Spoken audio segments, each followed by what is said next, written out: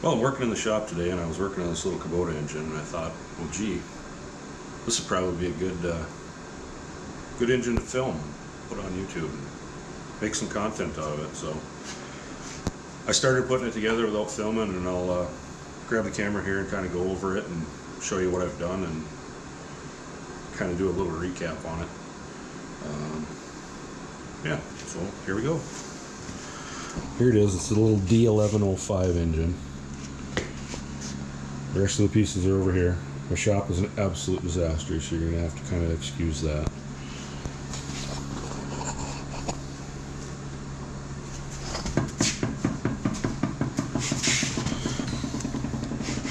Add a little extra light because my camera doesn't really grab the light very well. Here's the camshaft. You can see the timing marks on the idler gear. This is the idler gear here. This is the camshaft for the injection pump. You can see timing marks are lined up there, and the 2 dots are down there on the crankshaft. That little small gear over here is the governor shaft. I've got the crankshaft in. It bolts in from the back and the bottom. I'll kind of give you a little rundown on that. The governor is in here also. I don't know how well you can see that. It's actually the governor linkage.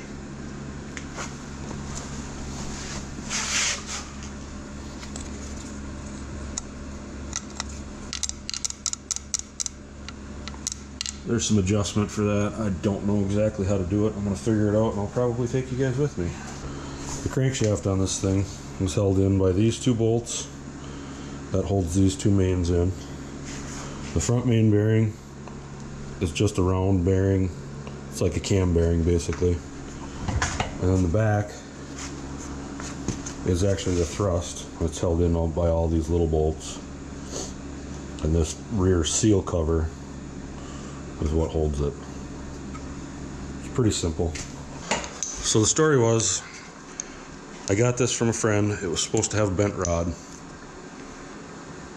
I take it all apart. I can't find anything wrong with it. Measured all the pistons. All the pistons came up to the top like they were supposed to. No visually bent rods. I'm not exactly sure what the heck was wrong with it, but I'm putting rings in it, complete gasket set, completely tore it apart, and then we'll test run it and see what it does, because I never did test run it before, so we'll see. So I already put number 3 piston on, or piston rings on. Did that yesterday off camera to make sure I had the right stuff. I'll go through putting the rings on the other 2 pistons with you.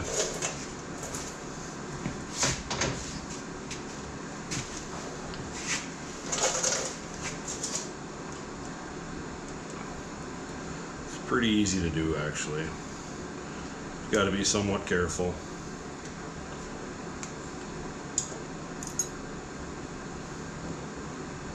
I like walking the second ring up to the first groove.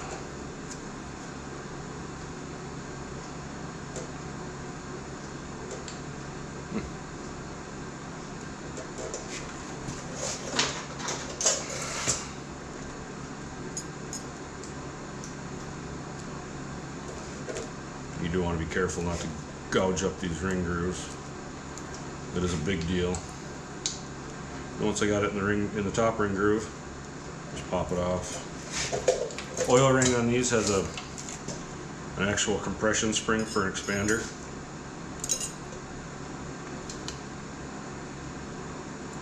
And it's a steel ring.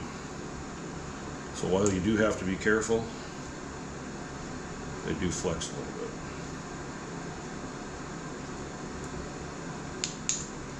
I leave the spring right in the groove and pop the ring itself off.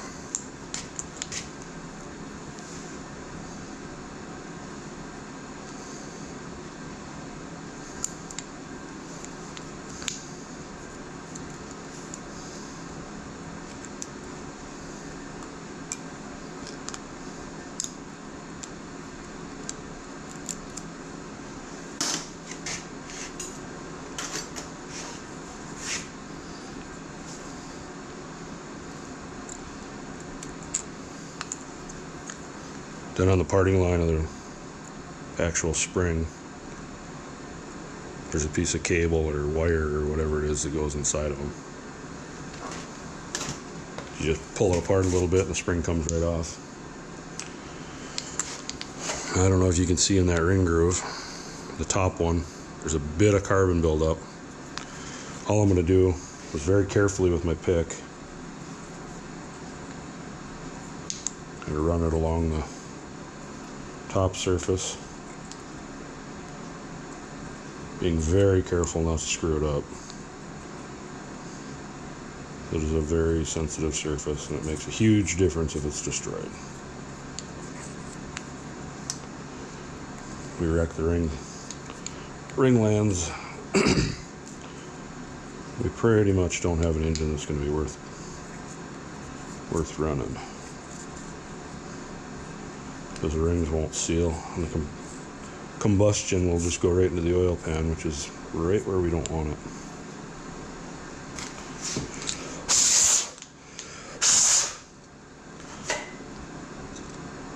So we got that ring groove cleaned out pretty good. It's not perfect, but it's plenty good.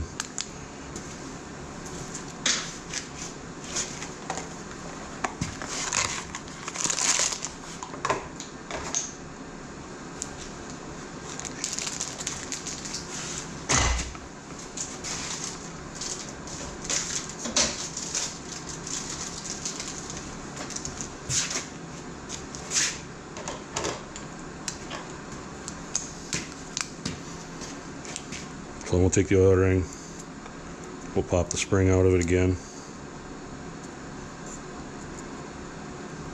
find the end, pull it apart,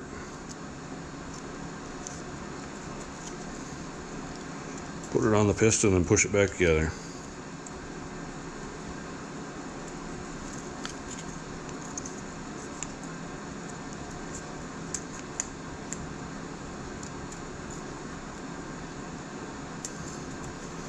Like so.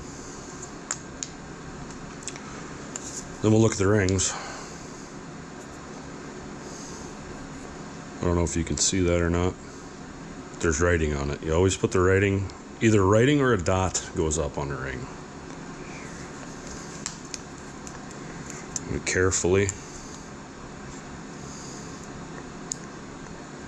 expand the ring over the piston. Slide it down, being careful not to scratch the crap out of the piston with the end of the ring.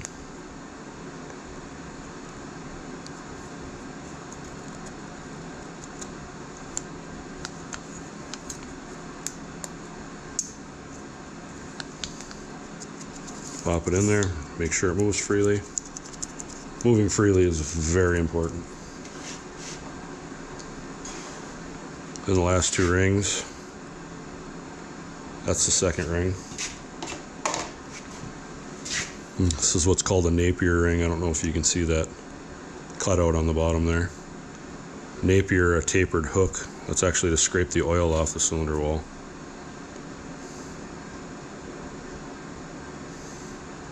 That always goes down. And as you can see, it's got writing on it, that goes up. Just like I took them off, I'll drop this into the top ring groove carefully. These are fairly delicate. I believe they are cast iron rings. At least this one is for sure. I'd be very shocked if it wasn't. So it is brittle.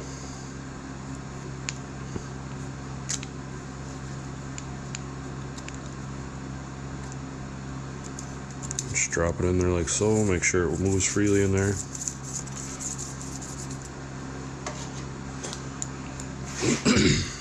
Then we get to the top ring. Writing goes up as well.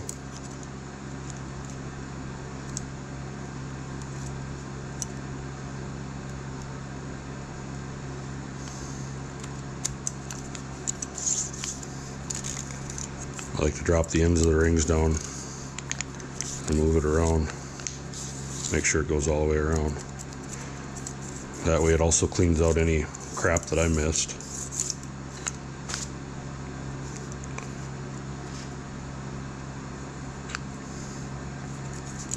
On these, I'll just kind of clock them 180 from each other.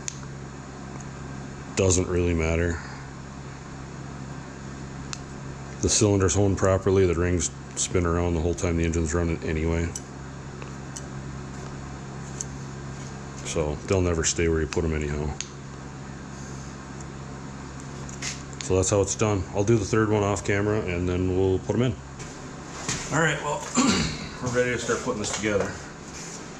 Got all the rings on. We'll go through kind of what I'm using here. Got a little ring compressor. I believe it's either Snap-on or Blue Point. Got my oil can. This has got the old school Brad Penn green, good oil in it. This is some Federal Mogul assembly lube. It's pretty good stuff. I like it. I use this on the bearings, I use this on the cylinder and the piston. You won't go too crazy with any of this stuff. Put a little on there. Rub it around.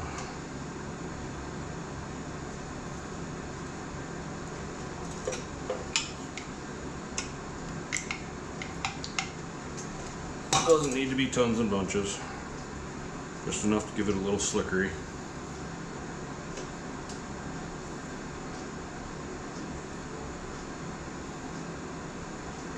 Make sure all my rings aren't lined up.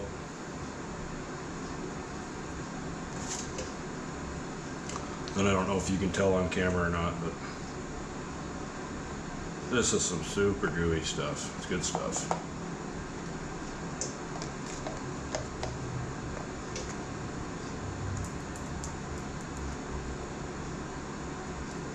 That's why I use it.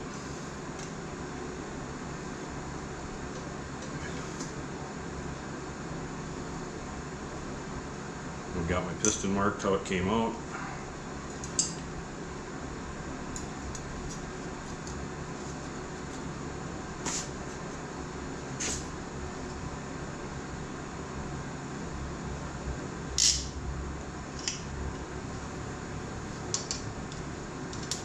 This isn't my favorite ring compressor in the world, but it's the only thing I got that'll do this size. Maybe.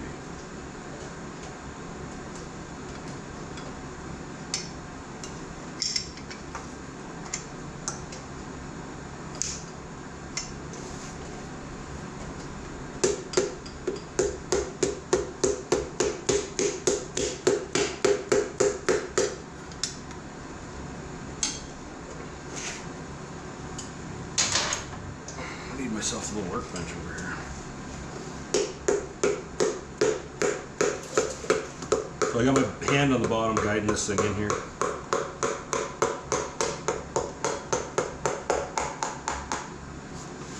Down to the crankshaft.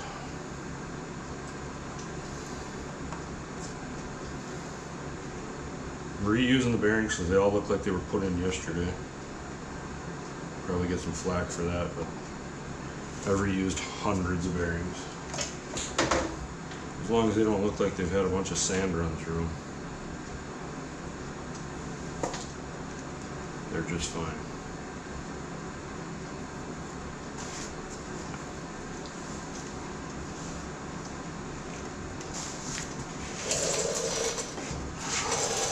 So no matter what I do, you're not going to be able to see this. You put the rod caps on pretty much every engine I've ever worked on. I want to say there's an exception, but I can't remember what it is. The tangs on the bearings both go on the same side of the rod. Like on a small block Chevy, that always is towards the outside of the block. You know, because it's a V configuration. Now all I'm going to do is just snug this up.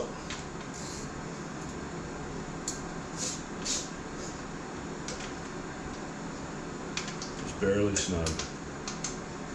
Just enough so the bearing stays where it's supposed to stay. Flip it back up.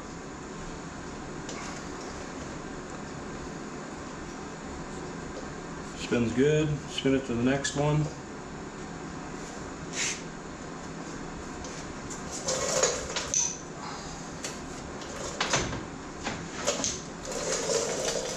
grab the next one and repeat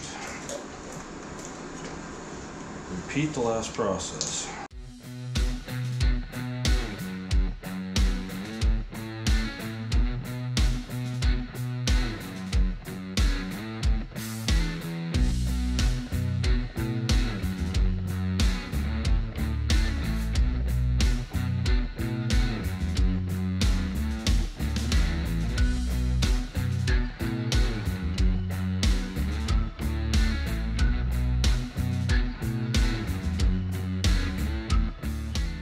Now I'm going to go ahead and just flip it over.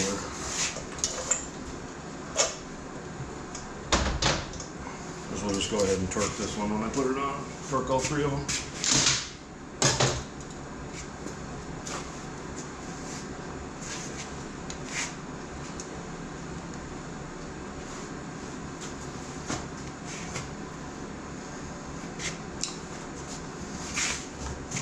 Now let's see if I can let you guys see this. I don't know if you can see it, but the notch on the bearing is right about there.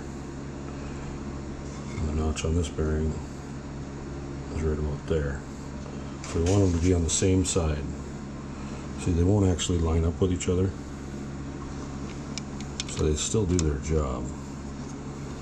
But they're supposed to be on the same side of the rod. So that's how we want to put them together. Because that's how they're made. If we put it together the other way, they won't line up properly and it will lock the engine up.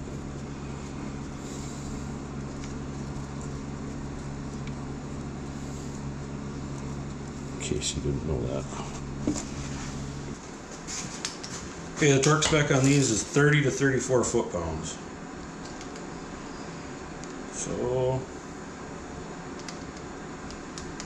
we'll put them at 32.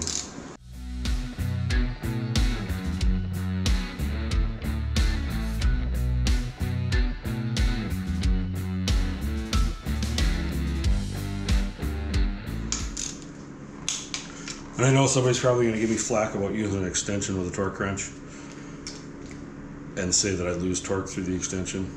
That's not the case. Torque through an extension with a torque wrench is just fine. Torque through an extension with an impact, you lose torque. I think we're probably ready to put the cylinder head on.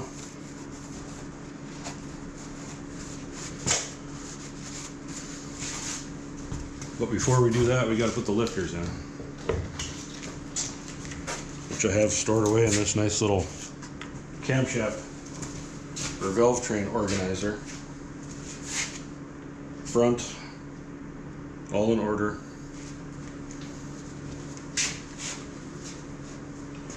These are flat tappet deals.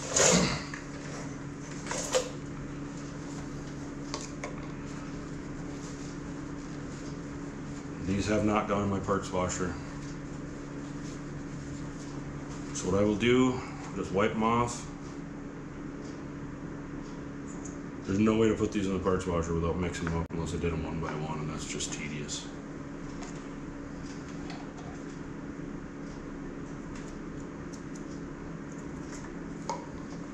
Wipe them off, lube them up good. Put them in there.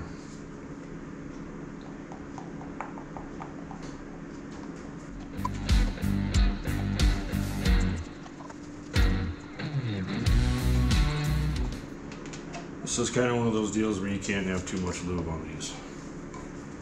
I wonder if I can bring you guys down here and actually have you see that everything is going to top dead center and does not indeed have a bent rod.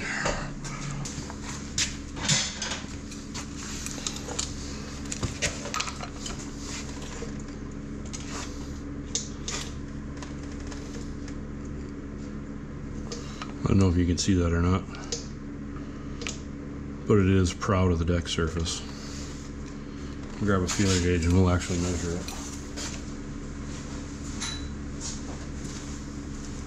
Okay, well, maybe not. Can't seem to put my hands on my feeler gauges. I cleaned the shop a little bit and I rearranged where they used to go, and I can't remember where their new home is. So what I'm going to do is we'll just use a dial indicator and we'll measure every one of them. See see where they come out.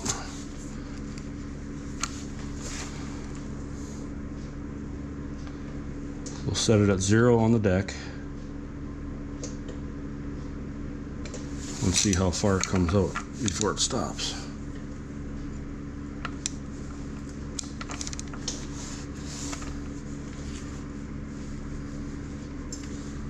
That wasn't right.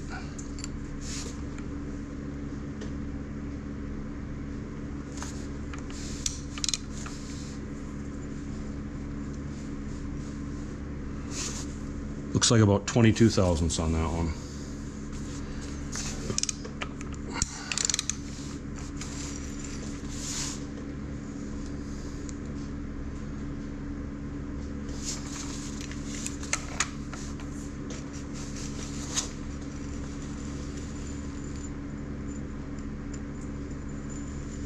Oh.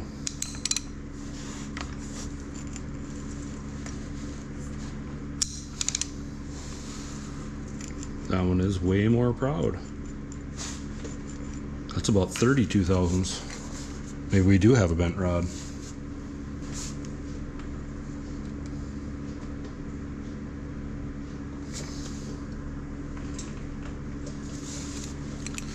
We'll see what number 1 is.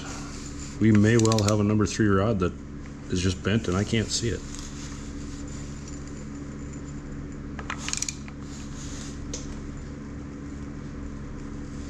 Holy crap.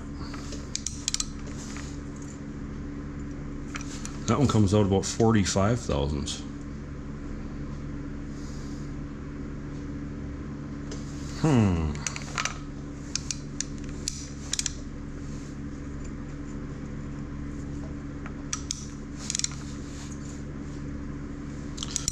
Maybe I will order a set of connecting rods.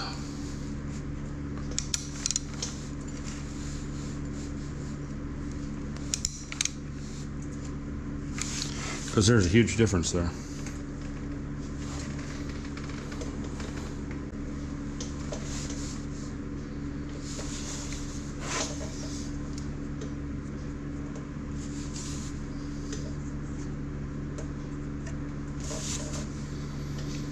Well,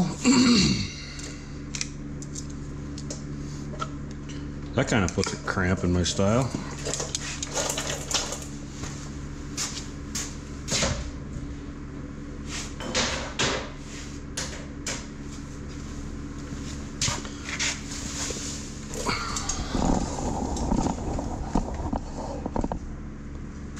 So I guess what I'll do is I'm going to right now run and order a set of connecting rods for this thing.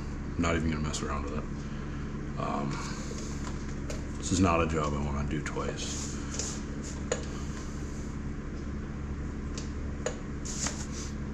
But what we can do is we can put the whole rest of this engine back together. I can leave the cylinder head off and the oil pan off, and we can put these, I'll put in 2 new rods later.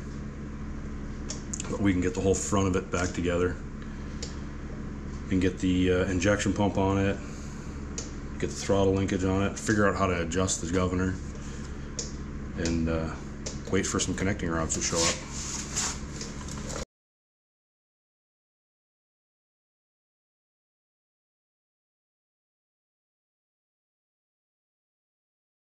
I'd like to put this in the parts washer and get it cleaned up. In order to do that, I gotta take the oil pump off it. I don't want to wash the oil pump, and then I'm going to take the fuel pump off of it too.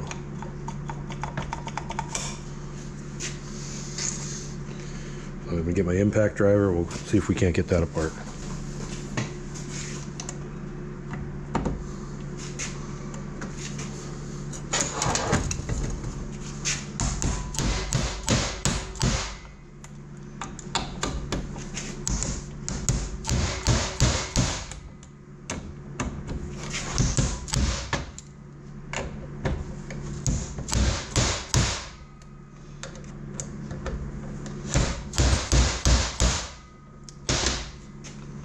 It's got to be the first time I've ever used one of these and not broke a single bit. Although it was close. I don't know if you can see that or not, but it's pretty twisted.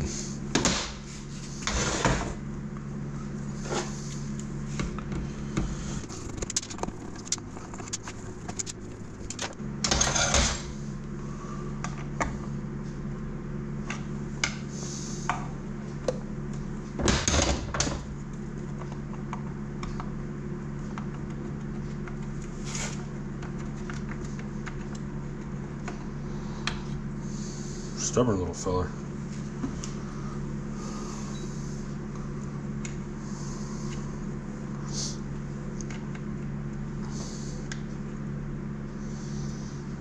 Yeah, not much to that.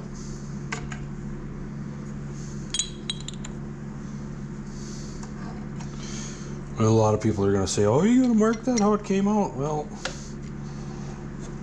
the way these oil pumps work, there's one less lobe on the inner gear than there is on the outer gear. Every time it turns around, it goes to the next one. So you can mark it all you want. Every however many lobes there are, it's coming back to where it was. So it doesn't matter. You don't need to mark it. Anybody that tells you otherwise is a little confused.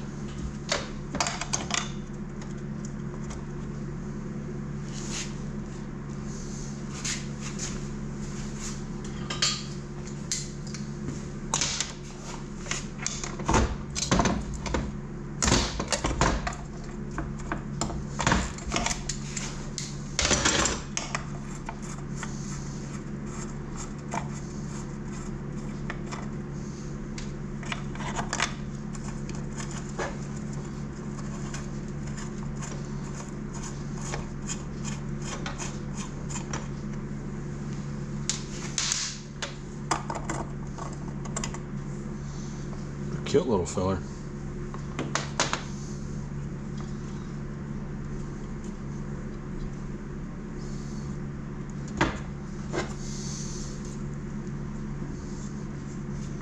Now I think everything else on here will be just fine going in the washer.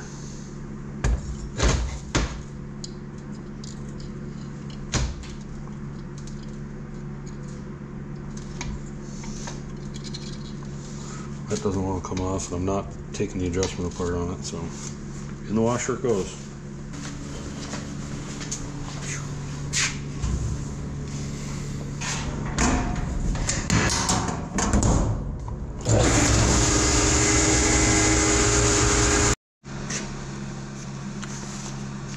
Well, it's all clean out of the parts washer now, so we can start putting it back together.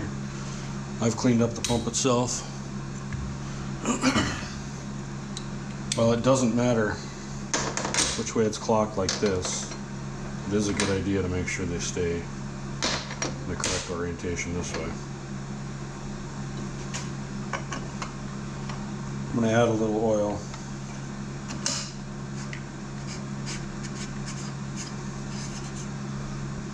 This is just that Brad Penn oil again. Old stuff before they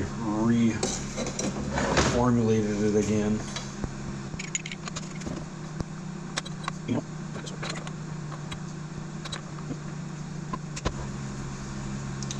I did try to find a torque spec on this, unsuccessfully of course. So we're going to use the calibrated wrist method.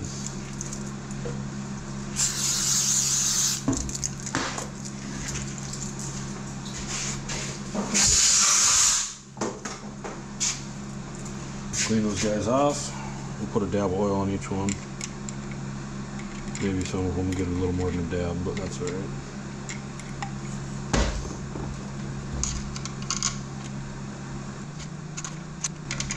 Or you know what I'll do. I'll torque them to the same torque that I've been torquing all these other bolts that are the same size as these,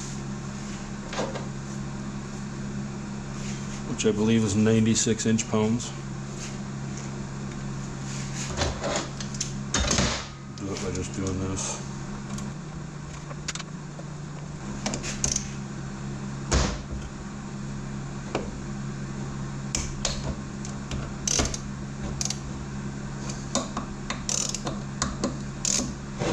Snug them all.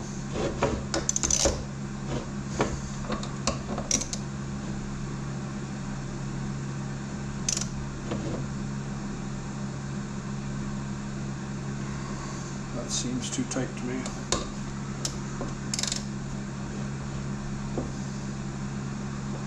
Maybe we'll back her off to 85.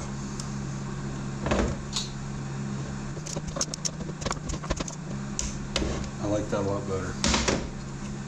Oil pump spins nice.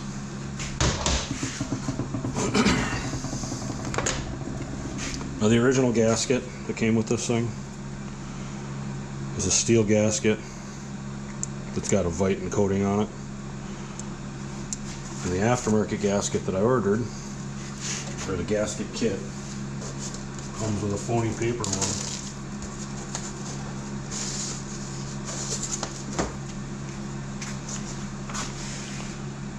I'm not a big fan of using this.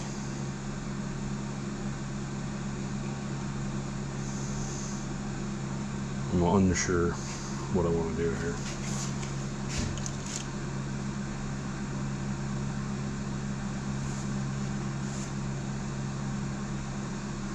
If it was just holding oil in it and coolant in, I wouldn't have a problem with this. But the fact that it's holding all the oil pressure in as well, and the gasket really doesn't fit very well, makes me nervous. One little blowout when a guy's not watching the thing, it's junk.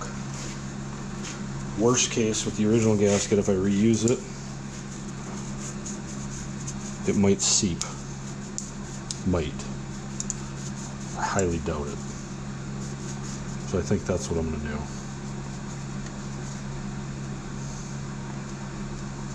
Because being that it's a steel gasket, blowing out is really not something it's going to do.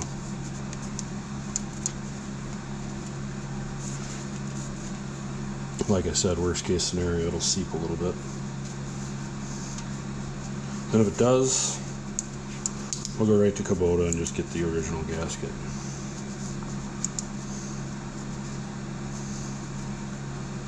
Or realistically, a guy could just use an anaerobic gasket maker too. That would work just fine as well.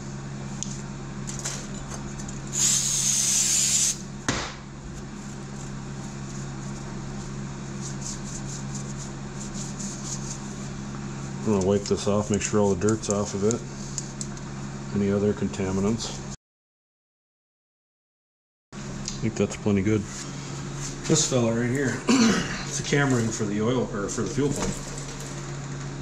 And there's marks on this gear here.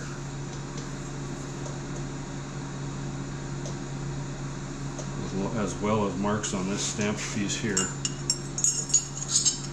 So that you can time it with or without this thing on there or off of there. But I did check, it will go on there all three directions. It's not fussy. And it probably doesn't matter. Unless you're the next guy that's timing it and it's on there wrong.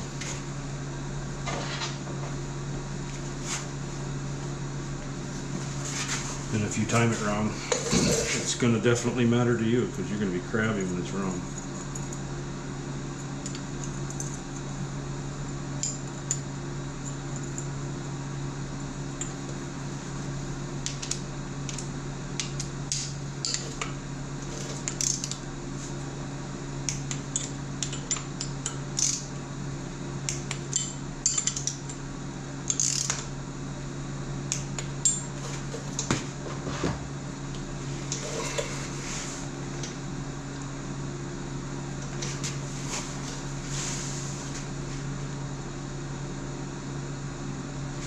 You know what? I think I am going to put just a little tiny bit of sealer around the water port and the high pressure and low pressure oil ports. Last thing we need is a little bit of water leaking in this thing all the time.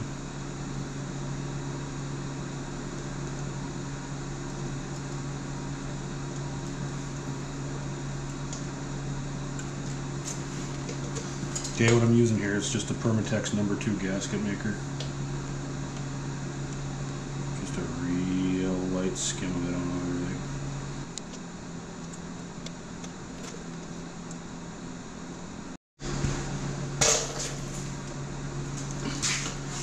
Well, of course the battery decided to die while I was putting that #2 on there.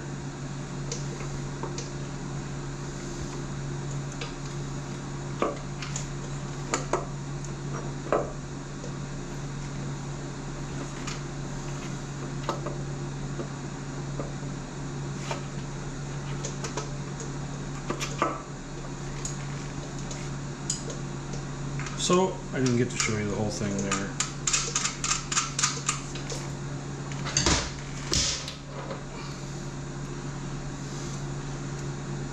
But what I did end up doing is I just ended up putting it all the way around the whole thing, just a really light skin.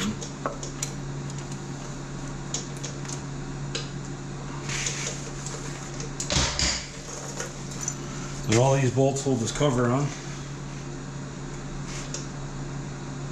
And of course there's 9,000 different lengths, so we'll be going around trying to figure out which one goes where and all that happy stuff.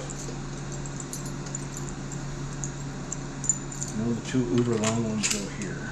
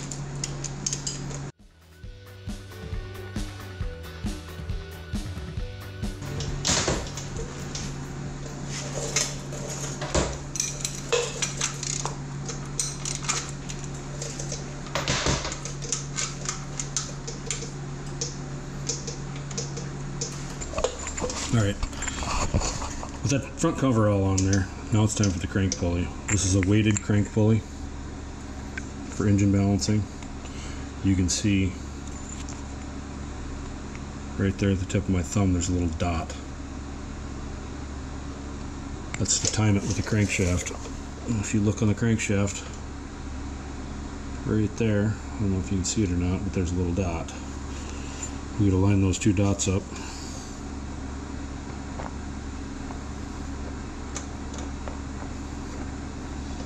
Goodness.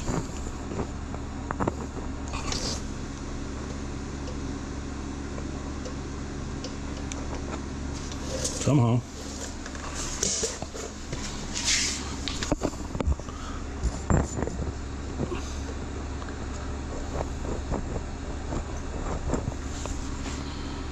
That thing just doesn't plain want to go back on there at all.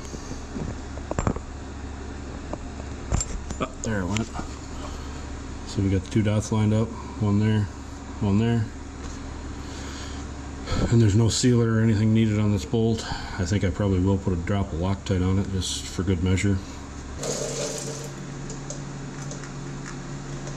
Just a little drop of red Loctite. I like my red Loctite. A lot of guys think it's crazy and use nothing but blue. I'm not that guy. If I'm going to use Loctite, I want to be sure it's not falling off.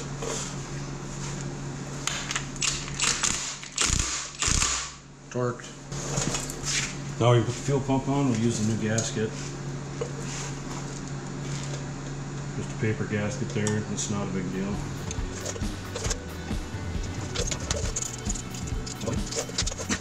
Well, I suppose we can put the injection pump in.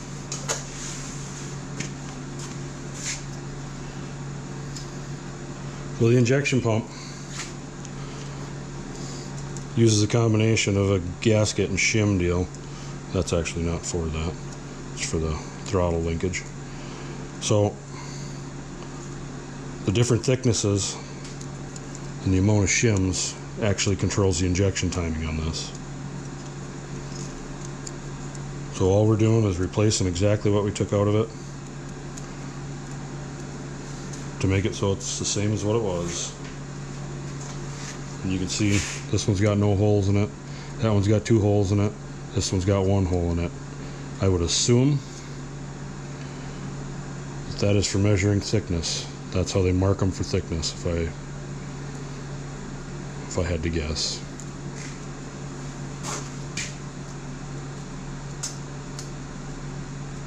We'll just put those on there. Injection pump's real simple.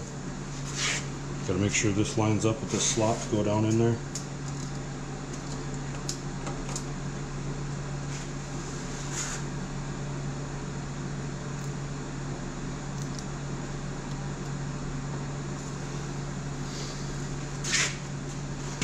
And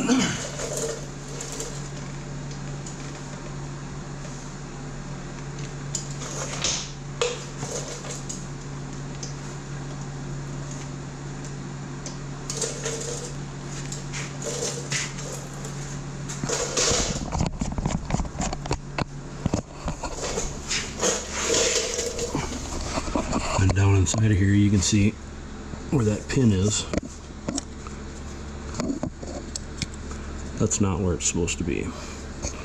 So I'll lift it back up.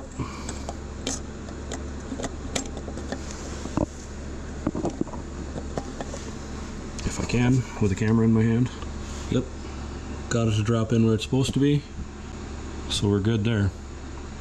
So what I'm going to do is turn this thing over until it wants to sit down in there as best I can get it to.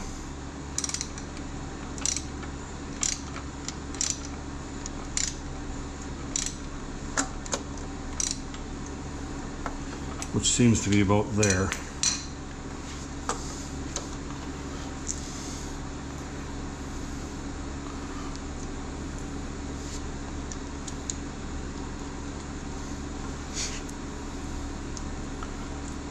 So what we're fighting against is the plungers for the pump itself.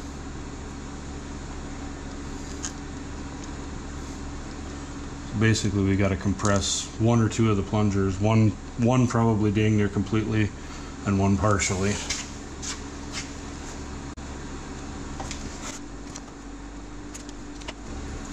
They ride on that little cam in there. And that little cam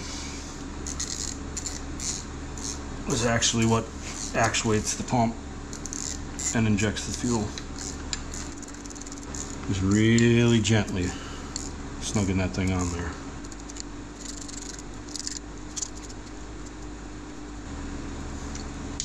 Then there's a few springs that go in here. Probably gonna have to put them in and then show you when I'm done, because I don't know that I'm gonna be able to do it while the camera's over my shoulder. Okay, got the one end on. I don't know if you guys can see that or not.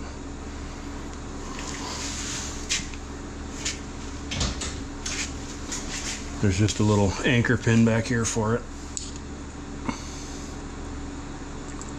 On the other end just goes right on there.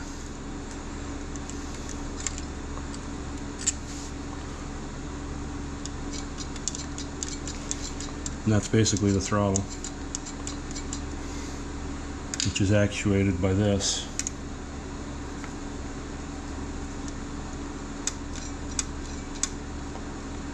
Which is also connected down here to the governor. It's pretty simple, not too complicated. So after doing a bunch of digging, this screw in here is an adjustment, has an adjustment. Did a bunch of digging online and I couldn't really find anything that told me anything I wanted to hear about how to adjust it. So I screwed it in to where it basically was when I took it apart, and I noticed that it basically just stops the linkage when it bottoms out into the governor. So all I did was screw it in until it basically touched this when I was pulling back on it, and then went just a tick more so it wasn't bottoming out and putting pressure on the governor and the rollers and all that stuff down there, and then tighten the jam screw. Whether that's right or not, I don't know. But that's how I did it, and it seems to be okay. We shall see once I test run it, if it really is okay or not. Another thing, that's the screw that retains the governor gear. I still got to tighten that.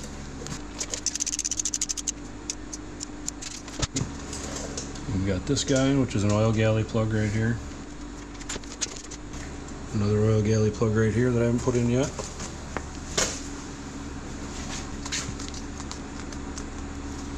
Let me use this pipe dope, it's Rector Seal.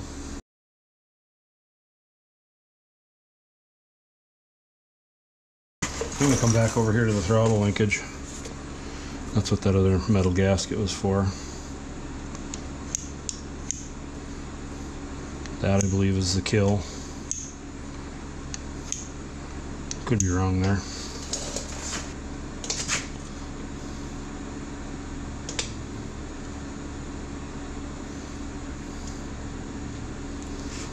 I believe this is how this goes.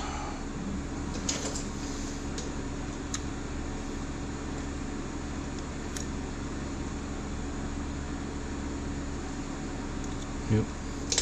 So the spring kind of weaves in back here.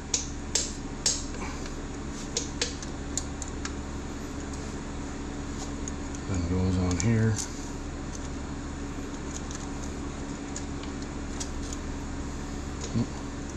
Helps you don't put it on the backwards way.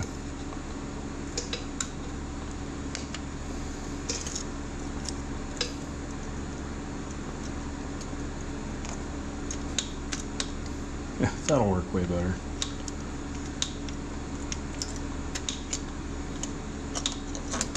Like so.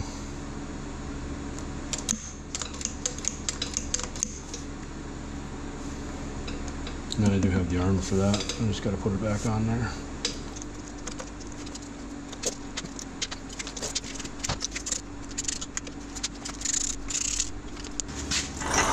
And we've got a couple of plugs to go back here.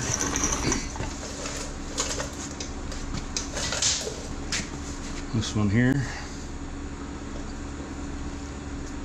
This goes right there. And this one here just goes right here. I don't suspect either of these are going to fall out. They go in pretty tough.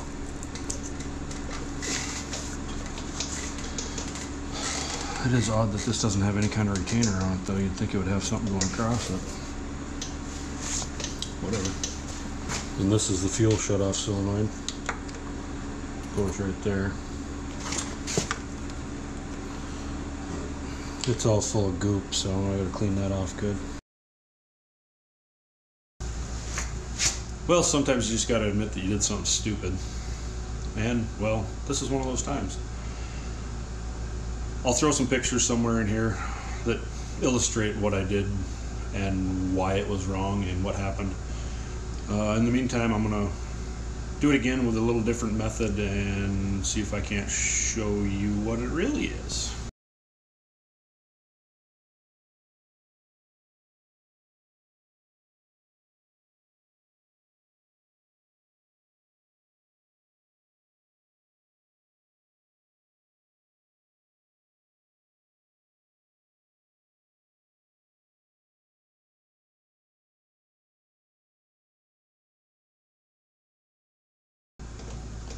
So this time I'm using a piece of aluminum plate, just going over the deck of the block. Got the dial indicator zeroed. Number 1, 22 and a half, 23, somewhere's in that ballpark.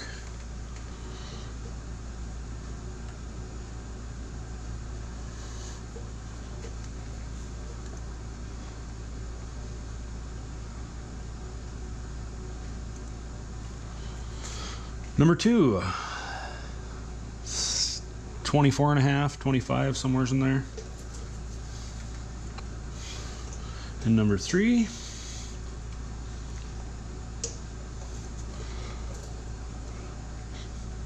somewhere's in the 25 ballpark as well. So realistically, if there's one bent, it's probably number 1.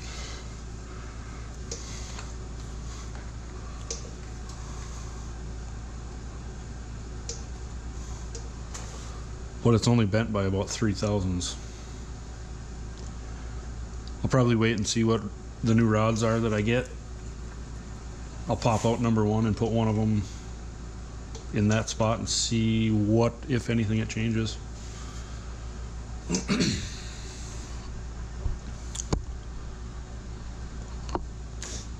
So, that's the story of how I screwed this up. Which is okay. Shit happens. People screw things up, and that's just the way it is. You just gotta figure it out and go on. So, this will conclude this video. I'll video what I find with one of the new rods, and we'll see what it ends up being. We'll learn together. see what's really going on. That's all for now. Hit the like and subscribe.